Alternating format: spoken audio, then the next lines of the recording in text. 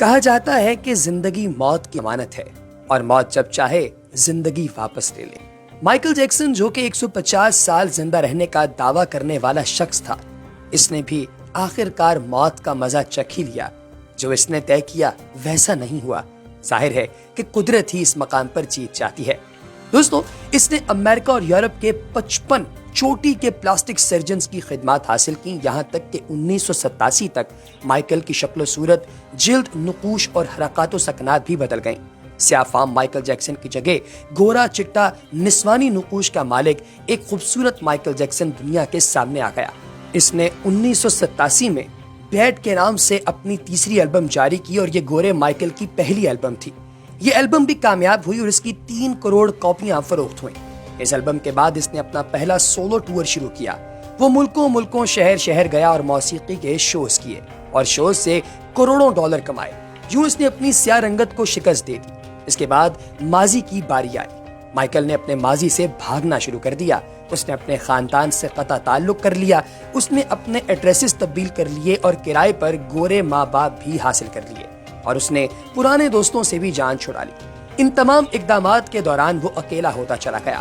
وہاں وہ مصنوعی زندگی کے گرداب میں پھنس گیا اور اس نے خود کو مشہور کرنے کے لیے ایلوس پریسلے کی بیٹی لیزا میری پریسلے سے بھی شادی کر لی۔ اس نے یورپ میں اپنے بڑے بڑے مجسمے بھی لگوا دیے اور اس نے مصنوعی طریقہ تولید کے ذریعے ایک نرس ڈینی رو سے اپنا پہلا بیٹا پرنس مائیکل بھی پیدا کر لیا۔ اب اس کی آخری نفرت یا خواہش کی باری تھی۔ وہ 150 سال تک زندہ رہنا چاہتا تھا۔ مائیکل جیکسن طویل عمر پانے کے لیے دلچسپ حرکتیں کرتا تھا۔ مثلاً وہ رات کو آکسیجن ٹینٹ میں سوتا تھا۔ وہ جراثیم اور وائرسز وغیرہ سے بچنے کے لیے اور بیماریوں کے اثرات سے بچنے کے لیے دستانے پہن کر لوگوں سے ہاتھ ملاتا تھا۔ وہ مخصوص خوراک لیتا تھا اور اس نے مستقل طور پر 12 ڈاکٹرز اپنے ملازم رکھے ہوئے تھے۔ یہ ڈاکٹر روزانہ اس کے جسم کے ایک حصے کا معائنہ کرتے تھے اور اس کی خوراک کا روزانہ لیبارٹری ٹیسٹ بھی ہوتا تھا، اور اس کا سٹاف اسے روزانہ ورزش بھی کرواتا تھا۔ چنانچہ اسے یقین تھا کہ وہ 150 سال زندہ رہے گا۔ لیکن پھر 25 جون 2009 کی رات آئی۔ اسے سانس لینے میں دشواری پیش آئی۔ اس کے ڈاکٹروں نے ملک بھر سے سینئر سرجنز کو اس کے گھر جمع کر لیا۔ ڈاکٹرز اسے موت سے بچانے کی کوشش کرتے رہے لیکن ناکام رہے۔ یہ وہ شخص تھا جس نے 150 سال کی منصوبہ بندی کر رکھی تھی، جو ننگے پاؤں زمین پر نہیں چلتا تھا، جو کسی سے ہاتھ ملانے سے پہلے دستانے چڑھا لیا کرتا تھا، جس کے گھر میں روزانہ جراثیم کش ادویات چھڑکی جاتی تھیں اور جس نے 25 برس تک کوئی ایسی چیز نہیں کھائی تھی جس سے ڈاکٹروں نے اسے منع کیا تھا۔ وہ شخص 50 سال کی عمر میں صرف 30 منٹ میں انتقال کر گیا۔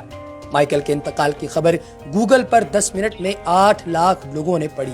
یہ گوگل کی تاریخ کا ریکارڈ تھا، اور اس ہیوی ٹریفک کی وجہ سے گوگل کا سسٹم بیٹھ گیا اور کمپنی کو 25 منٹ تک اپنے صارفین سے معذرت کرنا پڑی۔ مائیکل کا پوسٹ مارٹم ہوا تو پتا چلا کہ احتیاط کی وجہ سے اس کا جسم ڈھانچہ بن چکا تھا۔ وہ سر سے گنجا تھا، اس کی پسلیاں ٹوٹی ہوئی تھیں، اس کے کولے، کندھے، پسلیاں اور ٹانگوں پر سوئیوں کے بے تحاشا نشان تھے، جو پلاسٹک سرجری کی وجہ سے پین کلرز کا محتاج ہو چکا تھا۔ وہ روزانہ درجنوں انجیکشن لگواتا تھا، لیکن یہ انجیکشن، یہ احتیاط اور یہ ڈاکٹر، کوئی بھی اسے موت سے نہیں بچا سکا۔ مائیکل کی آخری خواہش پوری نہ ہو سکی۔ مائیکل کی موت ایک اعلان ہے، انسان دنیا فتح کر سکتا ہے لیکن اپنے مقدر کو شکست نہیں دے سکتا۔ کل نفس ذائقۃ الموت۔